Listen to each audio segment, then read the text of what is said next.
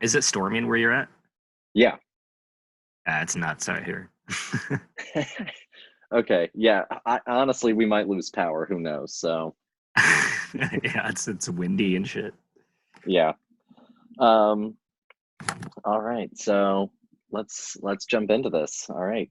Hey there, film buds. Welcome back to the Film Buds podcast. I'm your temporary host, Paul.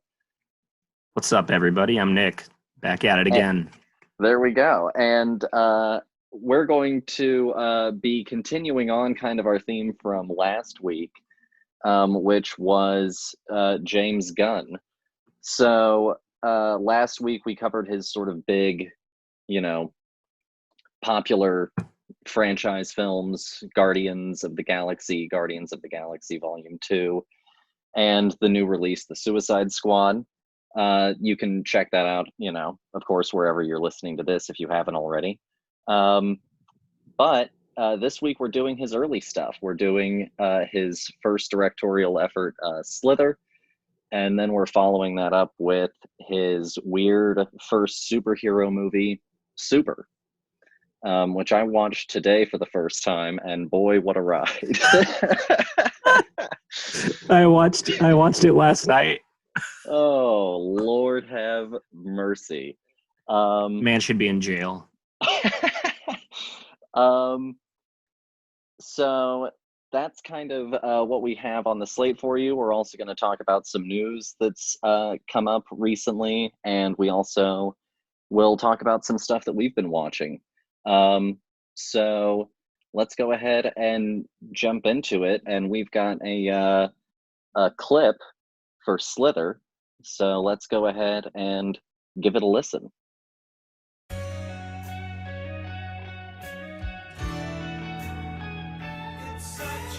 When you marry someone, you promise to love them forever.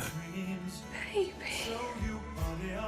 No matter how much they might change. Brian? Baby, what happened to your face? It's just a bee sting. From Universal Pictures Tree is sick or something? comes a film so shocking, We got a real problem here. so disgusting, Don't let him in your mouth! it will change the face of horror. Marriage is a sacred bond, for better or worse. Much worse.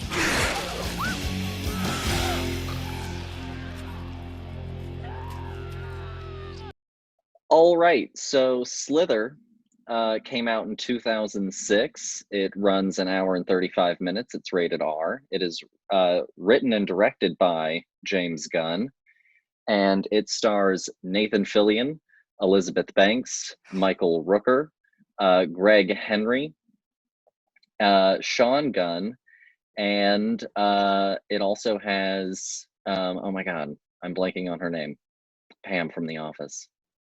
Jenna Fisher. There we go. Thank you. So Slither is, billed as a horror comedy, and it's definitely kind of like a send up to movies like The Thing, and some Cronenberg films. He has talked about some of the influences of the film before. And it was, something that he was coming off the heels of having written the Scooby-Doo film, the first one, and he had also written a small film for a studio called Troma Studios. But this was his first real sort of chance at the helm. And Nick and I actually recently watched this one together for the first time. Nick, would you like to share your thoughts with the audience? Yeah, so out of the two movies we're talking about today, Slither and Super, I prefer Slither. I think Slither was a lot of fun. It's very, you mentioned that he worked for a Troma studio, and for those that don't know, Troma is famous for their really B movie kind of low budget, hyper violence kind of schlock. And that influence I feel like has stuck with Gunn forever. It's most obvious, I guess, in those first couple films like Slither and Super, but it's still there. It's still prevalent in Guardians of the Galaxy and obviously with the R rating for Suicide Squad, it's in full blast there for sure. So Slither, first off, I want to say that Greg Henry as the mayor in this movie is one of the funniest performances I've ever seen in my life in any movie. He's amazing. It was cool. I don't think it's like amazing or anything, but it's fun. Henry steals every scene that he's in. Yeah, it's the same in Super. Greg Henry's also in Super, and I mean he shows everybody up anytime he's on screen. For those who don't know, from his bigger stuff, Greg Henry was the grandfather in Guardians of the Galaxy in the opening sequence with young Peter when he's with his mother in the hospital. But I think that he absolutely steals this whole thing. It's not often that you get to see Nathan Fillion really just get to be the lead in anything, just full on authentically anymore. It's shit. No, I talked about this when we were watching it. I like that James Gunn. Yeah, there's always these filmmakers that really understand certain actors and how to use them. So with James Gunn, you've got his brother Sean Gunn, obviously, and all of his stuff. You've got Michael Rooker. Michael Rooker this is my favorite Michael Rooker performance that I've seen out of his stuff. Also in Slither, he's so good. he plays the main villain. He becomes the guy that becomes infected with the alien. He's the one that becomes the Cronenberg. Parasite, whatever you want to call it, monster. Where was I going with this? Nathan Fillion also in all of his stuff. Sylvester Stallone in most of it. Sylvester Stallone's not in these first couple movies, but and that said, I do love that Nathan Fillion is just like a straight man lead in this. But it's also kind of like it's a very like square character. Yeah. That there's not much to Nathan Fillion's character in this movie. He's the good guy. Yeah, he's sort of the straight man of the whole movie. He gets his zingers in there every once in a while, of course, because he is the lead. He has to. But he bears the brunt of having to try and be like the likable shucksy doodle sheriff kind of. But I think he actually manages to pull it off. I think this is before there was kind of that persona of him as almost like a pseudo Shatner kind of figure, from all of his arrogant roles that he played and stuff like that. And so this is before all that, and I think he does a great job. I think he does a great job with it. Michael Rooker does a tremendous job. Something funny is that Michael Rooker's character's name is Grant. His first name is Grant, and his last name is Grant.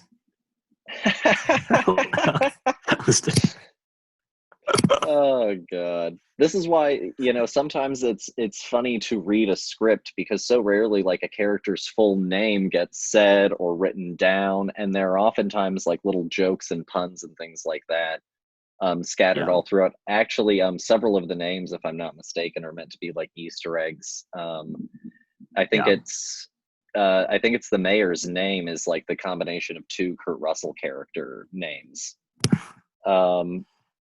So no, I think that it's Jack McReady. Ridiculous. It's a ridiculous movie. It's very, very gross. There's like crazy body horror. And it's it's incredibly practical. Like this is a movie back in 2006, so they're having to do things a lot more practically. And it really pays off. Everything feels dripping and gross and nasty and disgusting. It looks great. It really looks great. There wasn't any real effect in the movie where I was like, that didn't age well or that looks iffy. I think it looks great. I was looking at the director's commentary on. I didn't get this movie on disc. I really wanted to, but I couldn't get it in time. And so I was reading up on the director's commentary that's in the Shout Factory limited release, and it's apparently like the deer thing that attacks Nathan Fillion. That's like his least favorite practical effect of the whole movie. Because it was like difficult to do, or just because they don't like because it? of how it turns out. James Gunn thinks that it just looks terrible. He thinks that it looks like a weird Muppet. And then, but you know, I think that for the most part, everything looks great. You know, it is gross, and it obviously does have that kind of like David Cronenberg aesthetic. You know, like The Fly and stuff like that, where it's this gross. Oh, some thunder going on. Yeah. Wow. Okay. It's really storming over here, folks. Who knows? There might be an interruption or. We're just getting in the mood. It's a horror movie. Yeah, that's right. And honestly, on a certain level, so is the next one. But I think maybe more so. Yeah, I think that the movie did great. You know, unfortunately, it had a budget of about 15 million, and globally, it only grossed about 12 million on release. So it definitely was like a wah-wah at the box office. Yeah. It's hard to sell. Both this and Super, and I know we'll get into Super later. Super did even worse at the box office. Yeah, but both of those movies are very hard sell to general audiences. I was reading up on Slither, and it just said, like, especially at that time in 2006, horror comedies just were not a really prevalent thing at the moment. And 2006, this is like the Saw era. This is the post 9/11 like torture porn, like extreme, dour kind of stuff. So something like Slither, which is a lot goofier and gross, not really in like it's not like hyper realistic violence, or and horror. It's just like nasty, gooey stuff. What's so interesting, you mentioned that horror comedy wasn't as prevalent at the time. 2004 is Shaun of the Dead, and so well, that's also a different, with that being the UK and everything. True. But that's a good point. It just didn't regardless. It just didn't hit a certain zeitgeist. It just managed to miss out. Is Shaun of the Dead rated R? I think so. Yeah. Yeah. Well, I got nothing then. So Slither's something. Slither's fun, but it's no Shaun of the Dead. I mean, no. So there's that as well. No, yeah, Shaun of the Dead is a very specific type of experience, and it's very carefully curated and cultivated. Not saying that Slither wasn't to a certain extent, but also, he apparently did pick the people that he ended up going into work with for distribution and production, because they were willing to give him a full budget and give him, the time that he needed to get started on it immediately. Yeah. So he was definitely working on this, pretty quickly. So, it unfortunately didn't end up working out. But I think that it's definitely obviously had cult classic sort of status, which I think is also why Shout Factory ended up doing their sort of special release, is because it has sort of hit that cult acclaim. I think both Slither and Super are both on Amazon Prime Video right now. I know Super is. I watched Super last night on Amazon Prime Video. I can check like right now, and it will tell me. No, it's not. I lied to you guys. Slither's not on there. Sorry, you got to pay to watch Slither. Super's free right now. But I think it's great overall. I even think I think Elizabeth Banks does a good job here. I can sometimes find her a little bit more distracting a presence, but again, this is kind of earlier Elizabeth Banks, where she sort of blends in a little bit better to the whole thing. to add on to that also, this Slither apparently takes place in South Carolina, and we noted that those accents are not South Carolinian. Yeah, let me tell you what. And Elizabeth Banks is the more predominant, because Michael Rooker, at least that's like kind of just his natural voice. Yeah, that's just sort of Michael Rooker. Just how he talks. He doesn't change how he speaks. Yeah. Nathan Fillion's accent is a little subtler. Elizabeth Banks has to really go for it, and it kind of like goes away, or I don't know, maybe I just got used to it, but I feel like it kind of went away as the movie kept going. Right at the final thoughts moment. So Nick, what are your final takeaway notes? If you had to tell listeners one final thing about Slither. A final thing about Slither. So first off, this is going to be two things. Sorry. Well, I already mentioned, but I think it's pretty fun. I think it does need mentioning that there are some, I don't want to say dated, because it's still like, it's just not all right. There's still some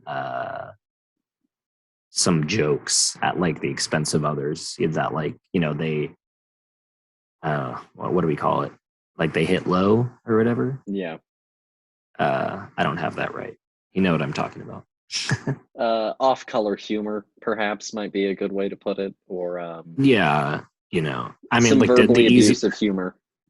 The easiest term is like offensive, but the word offensive has become like such like a loaded, like, oh, you're offended, blah blah blah. Yeah, it's kind of lost its meaning. No, I get to that. me at least. I can't remember any specifics. The more specific ones I remember are in Super, which we'll talk about in a minute. It's much worse. Let me tell you, if there is anything in Slither that is, sort of offensive, or sometimes I say hasn't aged well, buckle up for Super.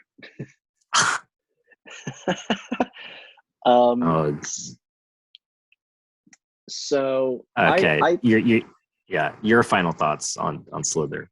I think Slither does a great job of doing exactly what it wants to do. James Gunn clearly wanted to make a movie that was exactly like the movies that he enjoyed growing up watching, and in particular the creature movies, the sort of, something from out of space, some parasite or what have you, that infects and spreads and causes mayhem and is this sort of bodily grotesque thing. And that's clearly what he wanted to do, and he absolutely hit it out of the park. Like it sort of ended up coming, he did it so well that it ended up coming with a lot of the baggage of that genre as well. It's not like he really wrote his way out of some of the tropes of that genre. But it's a really great experience, and like it's a great example of that kind of movie, and also shows that like it still holds up even now as filmmaking. As like a small add-on and everything, this is a spoiler, if it's okay to mention a spoiler. Of course. I like that he at least, in a number of ways, he like keeps things unpredictable. Mm-hmm. Even if it plays out, kind of standard on the whole, they're like small beats that I feel like are different that can still catch you off guard. So in particular with that, I like the setup with the grenade. How he's like, oh, they have this grenade, like, remember that they have the grenade, I'm sure that'll come back. And it does, and then it's like rendered completely useless. Like you think, oh, the grenade's going to be the thing that saves the day. That's going to be what blows up the monster. And instead, it is not at all. No, not at all. Not even remotely. Yeah, I appreciate it. Kind of, that kind of joke. No, yeah, a long con. That great reversal, Yeah. So out of 5, Nick, what would you give Slither? I'd probably give Slither a 3. I don't know if that sounds harsh, but 3 is, to me, it's good. No, yeah. I'll give it a 4. I mean, You it, know, it does, it's like you said, it does what it is trying to do, yeah. and that's what it's all And about. it's also a great movie to watch with others, especially like, people who maybe aren't Oh, familiar with it or something like that. It's a oh, for sure. Yeah, it's definitely recommended that you watch this with a friend or two. yeah. Um, Some so substances, moving on, our next movie for you is James Gunn's Super, which came out I think 4 years later. But we Yeah. do have a clip, so take a listen. Frank. I knew I was losing her. Excuse me. Have you seen my wife? I don't think she wants to see you anymore. Sarah! Don't touch my car again. I'm going. That's not the kind of touching I meant. Jock, he stole my wife. Can you arrest him? Sometimes it's better just to accept these things. Batman, batarang, pipe bombs, utility belt. Utility belt. Green Arrow has a bow and arrow. Okay. Why do you need all those? I'm making up my own superhero. He needs a weapon. That'll do. Cool. All it takes to be a superhero is the choice to fight evil. So, like I said, Super came out in 2010, written and directed by James Gunn, and it stars Rainn Wilson, Elliot Page, Liv Tyler, Kevin Bacon, Greg Henry again, Michael Rooker again, Sean Gunn, with cameos by Linda Cardellini and Nathan Fillion, who were also, multiple time collaborators of Gunn. So, Yeah. I guess you started on Slither. I guess Yes. I'll start on Super. Sure. Do we want to? Do we ever outline the plot? Sure. Like we can. Oh yeah. So Henry normally does that. I completely forgot to do that for Slither. I'll have to figure out how to do that. So Super. Thank you, Nick. That's very helpful. You're welcome. So Super is about Frank Darbo, a man whose wife falls under the influence of a drug dealer, and he transforms himself into the Crimson Bolt, a superhero with the best intention but lacking in heroic skills. That's some of the official synopsis. That's that's underselling things quite a bit. That is as to what this thing is. That's maybe, I think, one of the most hysterically underselling it synopses I've ever heard, ever read, ever. That makes it sound like a very bad poor man's copy of Kick-Ass, and I guess to a certain extent kind of, but this movie goes off the rails. This movie got compared. It came out around the same time. I don't remember what time exactly Kick-Ass came out, but obviously there were comparisons to Kick-Ass, in that it's two movies about what if someone really tried to become a superhero?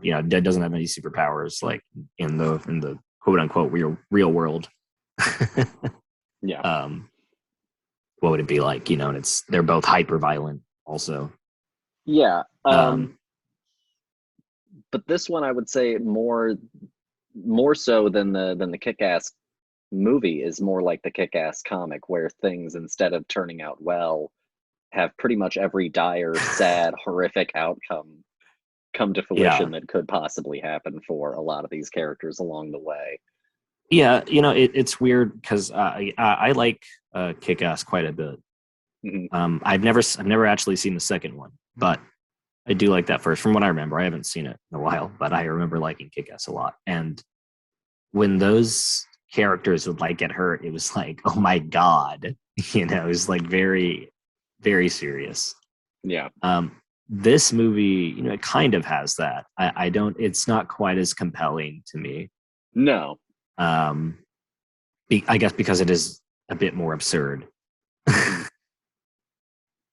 Yeah. And off the rails and unhinged. It's not, there had to have been some kind of not fantastic drug on that set. Yeah.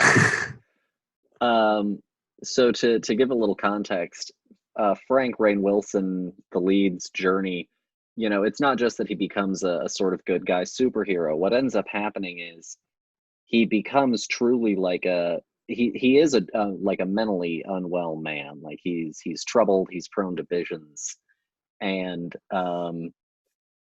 he's had a very traumatic life leading up to this point. And essentially, like, you start a lot of the movie in this kind of fun, darkly funny space where you're watching this guy do the kind of things that you would expect from the premise. Promised. Man fights crime, you know? And you watch Rainn Wilson tackle a drug dealer and try and beat him up and not do it well. And then you see him use a wrench. For context, most of the time he uses a wrench, just straight up just smacks people in the face. And it does what would happen if you got smacked in the face with a metal wrench. Yeah, and you know, for a large part of it, especially during that montage of when he's first using the wrench and beating people up, you see a little bit of the damage done, but it's done in this way that's very heroic montagey, and you don't really quite exactly see what the aftermath and the damage is on everyone. And then the movie takes a real turn for me. The moment that I knew that this was going to a different place was probably like the line butter scene where he goes and spoilers, I guess, follow ahead a little bit from here. Yeah. But there's no way to talk about this movie without the spoilers. Like, no, we gotta there's address... not. You have to talk about the whole pie here. So if you care at all about spoilers, yeah, I guess about Super, then don't listen. Let me put it like, how about we do this? My general overall review of Super is this, without getting into spoilers. I think it is a deranged, weird, fantastical little look into this man's mind and where he was at a very particular time in his life. And I also think that it's funny in its own way, and it's very compelling, and it has a lot of good and interesting things to dissect and look at and discuss. But it is not for everyone. It's for about 1 in 10 people. if that. All right, my little piece then before we just get straight into spoilers. Mm-hmm. I thought Super was very funny. I think it's I don't know if it's as funny. It might be as funniest. But some stuff is just so hilarious to me in those first 2 acts. The third act is really when it started to lose me, and I feel like it kind of loses itself. And it's definitely like the kind of, to me it's like immature, almost like a juvenile. It's probably the better word. The kind of humor that he goes for, sometimes I feel like is unnecessary, and I don't. When it comes to like slurs and stuff like that, for me, it has to like really fit in the context of the character and the story being told there. And I think both in Slither's still a little less so, but it is there. But definitely in Super throughout, there's just like that kind of meanness to it, which granted fits in with the very mean world that Super takes place in, you know, the mean real world. But I don't feel like some things don't serve as much of a purpose. You know, they're just there to be like, ooh. No, I definitely get that. Out of... Go ahead. Super, I'd give it like 2.5. Okay. It doesn't. I don't know. It doesn't follow through. We have to get into spoilers really to really justify anything. Yeah. I'll say I'll give it a 2.5 as well, if only because it is incredibly crass at times in just sort of breathtaking ways. Yeah. And there's just no getting over that. And also I do think that the ending kind of does chicken out just a little bit. So with that out of the way, jumping into spoilers. So the moment that it turned for me was the moment that you hit the line butter scene, and it's broad daylight, and he clubs this guy who just cut in line in the head. And then we get this like 2-3 second shot of like the aftermath in broad daylight, you know, in this street. You just see it, and suddenly the graphic violence kind of really starts to take like a very different turn, where instead of it being almost splat sticky funny kind of humor almost into like it is legitimately shocking. Yeah. it is like mouth agape. It is like mouth agape. You know, and it kind of, this is where he attempts all these things of like, you know, for lack of a better term again, like dissecting the superhero genre and the superhero story and everything, because now it can enter into like, oh, like again, this is something that could happen, you know, if someone were to just go around beating up criminals, they could inadvertently kill one, and in this case even better, you know, kill one just by being like annoyed, you know, like there's someone who it's always arguable whether the other people, you know, even like the rapists or the other people that he beats up deserve to be clubbed with a with a wrench. But you know, this in particular, like he's a jerk, but you obviously cannot just go smack some dude square in the head, and then he turns in the face, and he hits his girlfriend right in the face as well. Yeah. Oh yeah. And this followed later, you know, when he shoots someone, where that he gets in a scuffle with two other guys, and a gun is dropped, and I think the other guy is unarmed. Like or at least the fight is clearly over. This is when Sean Gunn gets hit by a car.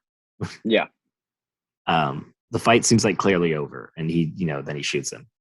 Yeah. Then he's, you know, even horrified by, you know, Elliot Page's performance. This is one of the most memorable Elliot Page performances you'll ever see in your entire life. I think it's genuinely my favorite in a movie that I honestly don't recommend that much. I don't know. Again, it's a very specific person, but we'll find something in this that they like. But if you're just a huge Elliot Page fan, then this is absolutely an insane character. Well, and it's cool because it's not that way right off the bat. No. And like this for me, I was talking with my wife about it. This for me is probably pretty close to how like Joker and Harley Quinn are supposed to almost feel on a certain level. She's supposed to come across as like, you know, incredibly normal, this character that Elliot plays. Libby, I think. Okay. So the Libby character, she's meant to come across as like this very tame comic book store worker. And the moment that she starts interacting with Frank Darbo's character, the Frank Darbo character, Rainn Wilson's character, the two, like, she just completely comes undone. And Elliot Page leans all the way into how insane this character is. Yeah, this character like legitimately like screams and cackles. Gets extreme joy out of killing people or genuinely just messing people up. Yeah. And besides that, has a lot of other issues. Yeah, is just truly deranged and is like a pathological liar, you know. Yeah. Like a almost a gaslighter at times. Like literally goes through like every kind of bargaining. Yeah. to get what they want. I honestly see why Elliot Page took the part. Apparently, Rainn Wilson gave the script to him, and he went through it and read it, and apparently, absolutely was like gung ho for doing the part. Oh, sure, yeah. I completely see why. It was completely the reversal of everything else that that Elliot had done at the time. For sure. And going off of that, Rainn Wilson is also fantastic. He's fantastic in everything. I think like everything I see him in, he's just so good. This is definitely a pretty notable performance. He said apparently that he really wanted to make sure that, because this was right when The Office was popular for him, and he apparently wanted to make sure that no one was feeling like this was Dwight Schrute. And I think that he hits that mark. Yeah, pretty crazy movie. It ends on like a sentimental note. Yeah. To me, I don't know how much of that is earned. I feel parts of it are. I feel other parts of it aren't. I don't understand the Liv Tyler character that much. I don't understand how Kevin Bacon like took her away, because they kind of hint at. I thought the story was kind of be one of those like, oh, he has to learn the harsh lesson. Like she legitimately like doesn't want to be with him, but then they show like, no, actually, legitimately, like this woman is. I guess she was kidnapped and is like kept drugged. So I think what happened is like she did legitimately leave him, but then she was getting. I think that he realized that she did have a sort of weakness for drugs and alcohol and was kind of exploiting that and using her as a tester of certain things. And so then what ends up happening is, even though they were still together when the guy comes at the end, since he wanted her, Kevin Bacon was willing to give her up for the deal. Yeah. And so then, of course, the things proceed from there. But that's kind of what her overall like thing is, I guess. And the whole thing is, she's a former addict, and she still does eventually like leave him. But I agree with you. I think that sentimental ending really comes out of nowhere. Especially after how deranged the finale is before that. And I know that, and like that kind of like swing can work. I don't think it does as effectively as it could in this. No, I think that for me, this probably had some of the issue that you had with Nobody, where it feels like, the third act sort of cleans it up too nicely, right there at the very, very end. And there's no real lingering consequences for this revenge fantasy that ends up getting carried out. That's like a psychotic break that this person has. Yeah, I'm not sure what it is exactly he wants to say with this movie. It feels like he starts to say several things, but I don't feel like they wrap up in a way that like concludes like, what exactly are you concluding here?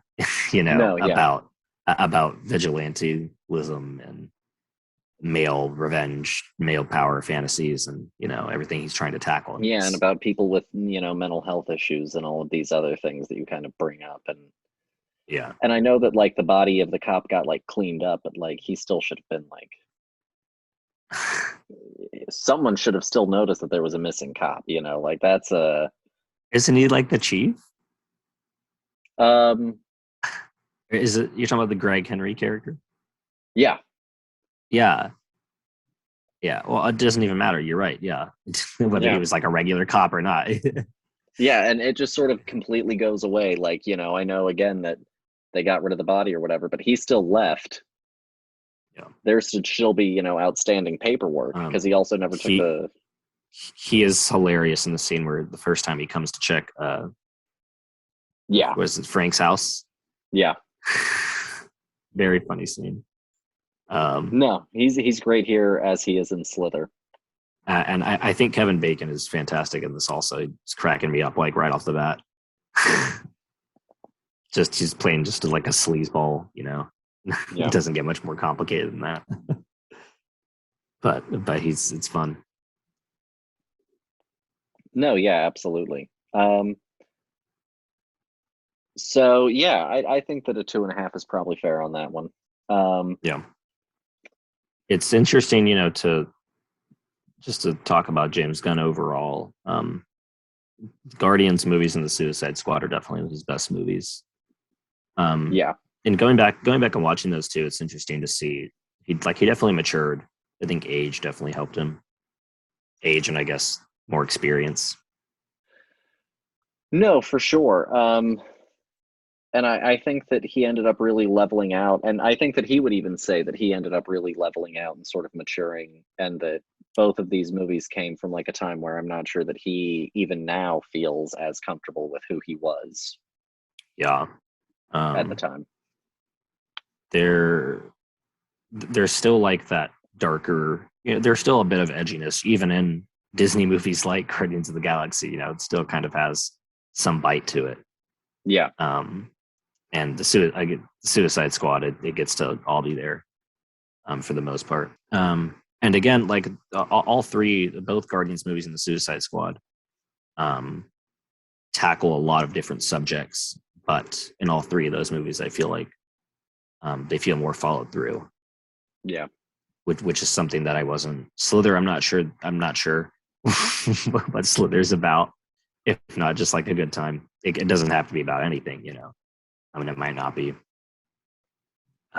Super is the one that, like I said, goes for a lot, and I feel like can't quite figure it out by the end. Yeah. I feel like that's a problem he fixed for himself as a storyteller. No, undoubtedly. I think that that's all really fair. So for our last bit of the discussion, I thought that I would bring up a little bit of news. So the first thing that I wanted to mention was the final Eternals trailer dropped. Did you watch it? I have seen clips. I have not watched the whole thing. It's okay. It does what typical Marvel second trailers do, which is, like explain a lot of the plot.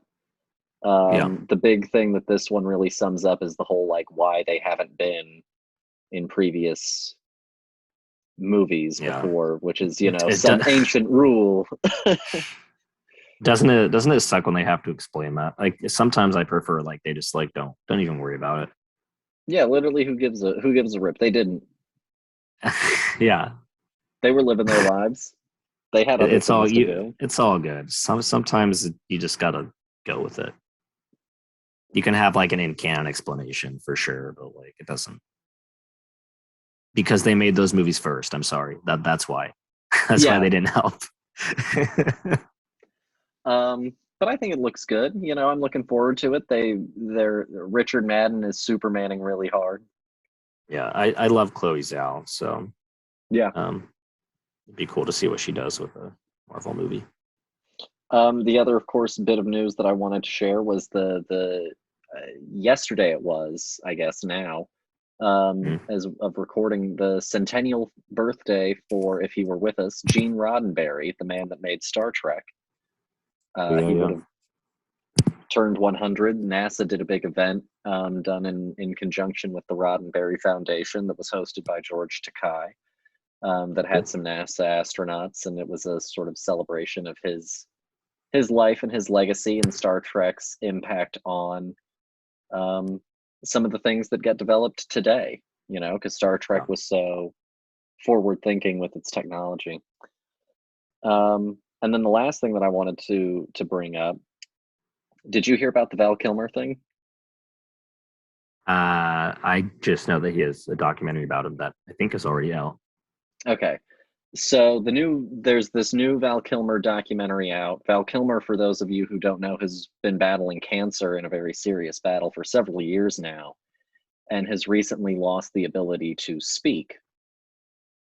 So he went and he wrote a narration script for this documentary, and his son read it, and then they used AI technology to sort of create an audio deepfake overlay on his son's performance to make him sound like Val Kilmer.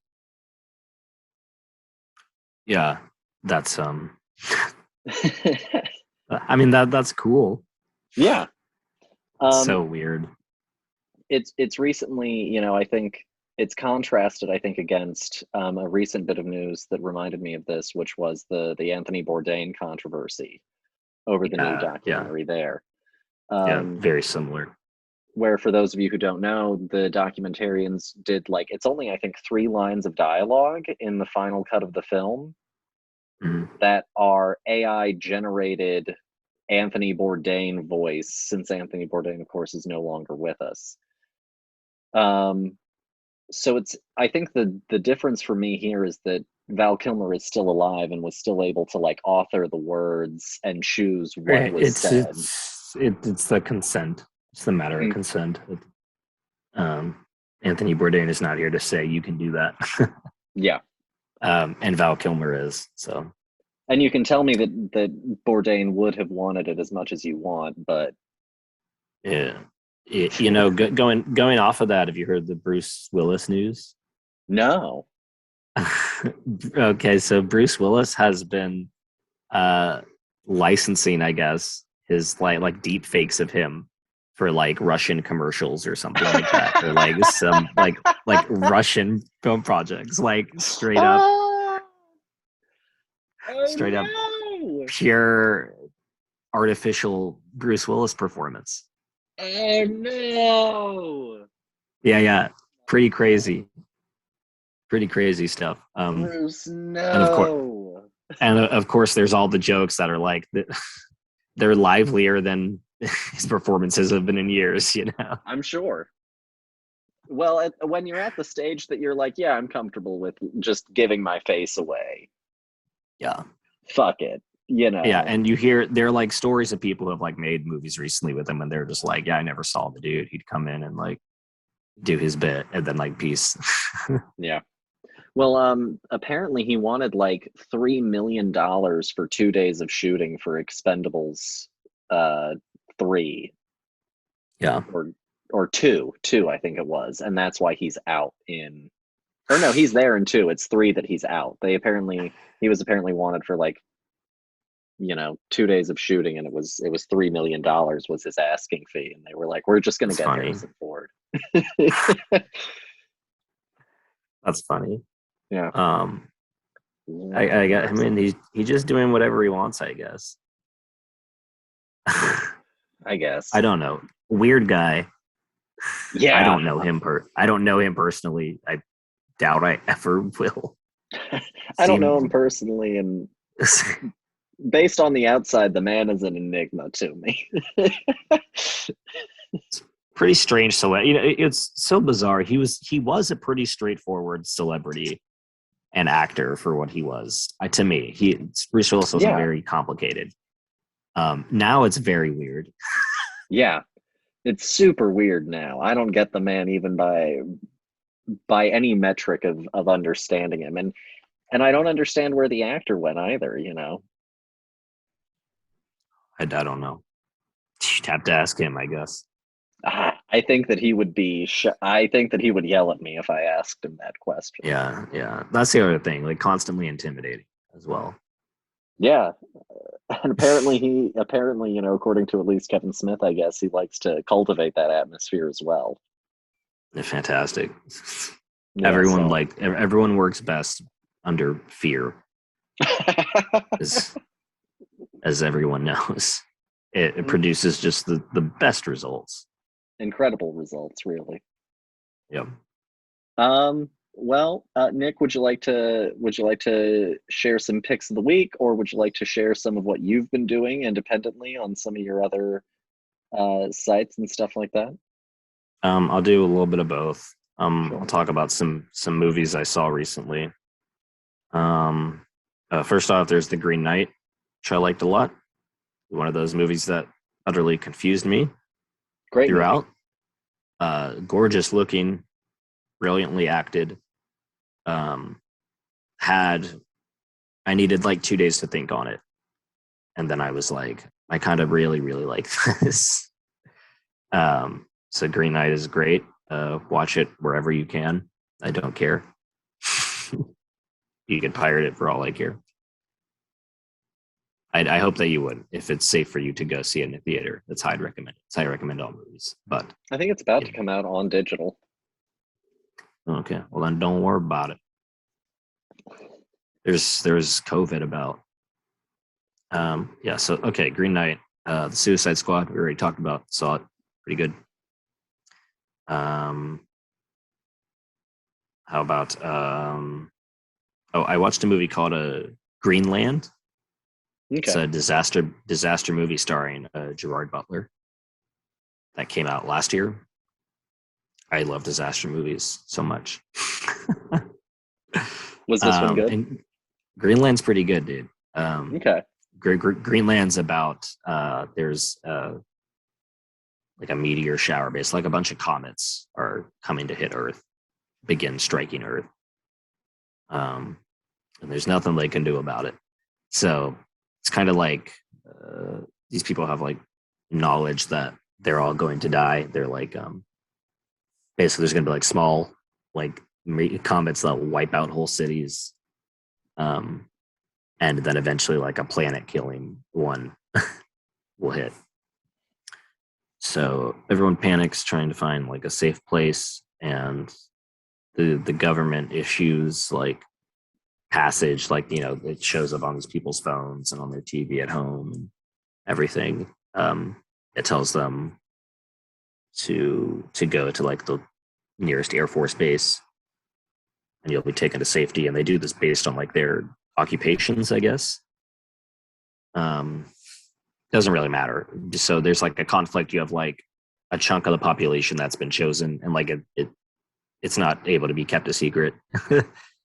That are like in safe passage, and all the rest of the people are just like, well, you know, I want to live too, obviously. It's pretty harrowing stuff. Gerard Butler, his wife, and their kid, and just like a lot of bad stuff happens to them. That's not really in relation to like the greater disaster. If you're looking for like, you know, like the comets wiping out cities and big kind of spectacle, there is that, but it's not the focus. It's not the predominant thing. It's more about the experiences of these characters, like in the last days of the planet. Kind of like the later part of like 28 Days Later, where it becomes like them with the military base and that kind of thing, and it's less about the zombie horde.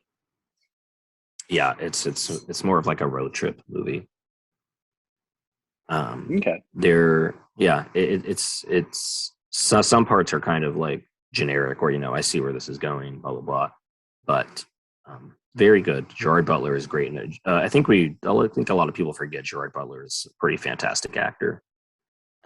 Yeah, I think it's because he has a bad ratio of like good movies and not so great movies. Yeah. And a lot of his worst stuff is the stuff that gets the most publicity. Exactly. Yeah. His blockbusters, like his smash hits, are like wah. But yeah, it's a good movie. I'd recommend that. Okay. And what I'm doing in my other life, just go to notfest.com or go to ndelgadillo.com or both, and also discussingfilm.com. Read all my stuff there. And I'm always reviewing movies and doing a weekly streaming thing. Guide. I'll make sure to put links to all of Nick's sites and everything in the show notes and that sort of thing as well. For sure, folks. Okay. Well, okay. I'm trying to remember when I recorded with Henry last. It was right before he left. I don't know if I brought up that I had watched Friday the 13th. I watched Friday the 13th. If I already mentioned that last week, I apologize. It's okay. How exciting. I like that movie. Yeah, the first Friday the 13th is great. It was Lauren's first time watching it. She really liked it. Solid stuff. Yeah. And we watched it on Friday the 13th. That was why we watched it, was for the holiday. And then we also watched Infinity War recently for a date night, and it was a great time. I still really enjoy Infinity War a lot. I think it's great. There's here in Charlotte, everybody, there's a place called Heist Brewery. And they used to have like a buffet brunch. They still do brunch, but not a buffet anymore for obvious reasons. But it used to be a brunch buffet. And I'd go there pretty often with my parents. And they would always be doing a double feature of Black Panther and Infinity War. It would just be on throughout me eating. It's fantastic. Sunday morning, Black Panther Infinity War double feature. I mean, why not? It'd be on. Sometimes it'd be like a live band. plane, and but on the screens is the You're Battle of seeing, Wakanda. yeah. Both battles of Wakanda. You're watching the anime fight that is the Thanos versus everyone on sure. Titan fight. Yeah. Yeah. No, I think it's great. I think it's such a fun movie. In some ways, I think it might be my favorite of the Avengers films on a certain level, just because it is like, dude, it's so fun because that movie just goes. Dude. Yeah, it never lets up. It's not a slow movie in the slightest. So much fun, so cool. Yeah. A lot of characters get highlighted that don't normally get highlighted. Yeah, and the pairings of characters are great. It's just a really well done movie. Gorgeous looking. Yeah, great movie. So gorgeous looking. And then we also rewatched Ant-Man and the Wasp. Yeah. Which is fine. Yeah. I'll write like a letterboxd review that probably fleshes out more of my opinion on it. But essentially, my general thought is this: like, no knock on Peyton Reed. I think Peyton Reed is a great director. I've seen some of his other stuff that isn't superhero stuff, like Bring It On and Down with Love, and I really enjoy him. But I think that a lot of that first movie was Edgar Wright, and this has a lot of sequelitis, where we break up the couple again, and we repeat some of the gags again, and we do some of the things again. And I also feel like it lacks some of the creativity with the usage of the ants. It does some really cool stuff with the shrinky tech, which is fun. Yeah, but I feel like, and now growing on top of it. Yeah. But yes, I agree. It doesn't feel quite as creative, again, because we already know a lot of it. Doesn't get weird enough. It's one that should have started to get weird, because I guess the third one, Quantum Mania, is going to be wild, apparently. Yeah, it's going to be crazy for all we know. We'll see. But definitely it feels a little more generic than the first one. Yeah. And honestly, I was talking with my wife about it, and I think that the way that you fix that movie is you essentially have to make it to where Carapadian, this was my idea, Carapadian is already a security contract they've secured, and that's the Walton Goggins character. And they're now having to heist the same thing that Ghost is trying to heist, and we just do like a heist off. We already did a one-person heist. In the second movie, if you wanted to do like true sequel rules, then we just should have doubled down and made it like a good guy heist team and a bad guy heist team. And yeah, for sure. Focused up the narrative a little bit more. It just seems a little unfocused, like just across the board. The hell is any of it about? That's what the post-credit scene is like. Yeah. so good. So good. Yeah. That killed in the theater. Yeah. And like, I don't dislike it. It's very like, it's okay. Yeah. And that's pretty much all that I've watched lately. Oh, I mean, I watched What If. I've been watching What If. I haven't seen What If yet. I prefer the first episode to the second one, if only because I think the second one, for me, my big issue that I have is that the character that it's, centered on, and not to give you, I guess, anything too specific, I feel like they don't really grow what it would have been like for that character to grow up in that environment organically. I see. Of the what if scenario that they postulate.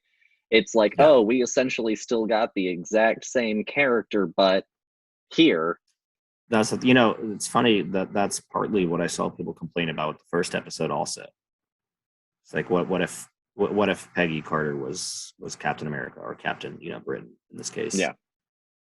It's like essentially it's the same character as like Steve Rogers would have been, but it's just Peggy. I don't know if that's true or not. I didn't watch it. I mean, but yeah, I see what you're saying about the second episode. We can talk more about, like, we can do a whole what if episode at some point, but for me, I much prefer the first to the second. Okay. That's about it for me. Do you have anything else that you want to share with the listeners? Wear a mask. Get vaccinated. There it is. Give me that filthy stuff. Yeah, just stay safe. To the best of your ability, folks. I second that fully. We're not all in this together, but we're also not completely alone, I don't think. So, you know. Yeah. No, I Day agree by with that. I day. like that. Day by day, everybody. Well, if there's anything that I guess would like to say, I would like to speak to one dear listener, I hope, who's out there right now. Henry, I miss you. Come back. But beyond that, This it was a weird first time to sort of host without Henry. I'm sure that I'm Sure, going to yeah. get more into the hang of it. Please send us questions. If you sent us one and I missed it, I apologize. I'm still kind of learning some of the ropes of managing it all on my own. You did great. Thank you. And so we'll be next week bringing you, hopefully I need to double check with everything to make sure that it's all set up. But next week we actually should be doing a special Shaun of the Dead episode where we're going to have writer Clark Collis joining us, who is he's got a book coming out called You've Got Red on You, which is a written history of the making of Shaun of the Dead from the people that made Shaun of the Dead. And That's cool. Yeah, it's going to be a big deal. Edgar Wright has read it. He apparently loves it. So I reached out to Clark, and hopefully we're going to be able to have him on the show next week. Nice. And if not that, then you can go and you can check out on all of our social media the content calendar that I recently posted. And if it isn't Clark Collis's You've Got Red on You, then it'll be kind of new, where we're going to do the old Candyman movie and the Adjustment Bureau. So That's an interesting pair. Yeah, it's for the upcoming Candyman movie and Reminiscing. Yeah, The whatever it's called. Reminiscence.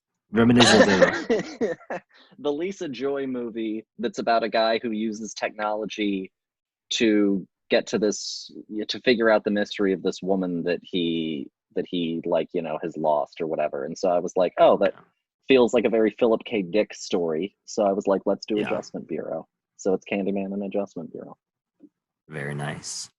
Kind of like the movies. So join us next week. Follow us on social media. If you haven't, give us a like, give us a follow. The Film Buds. We're pretty much the Film Buds everywhere, or the Film Buds podcast.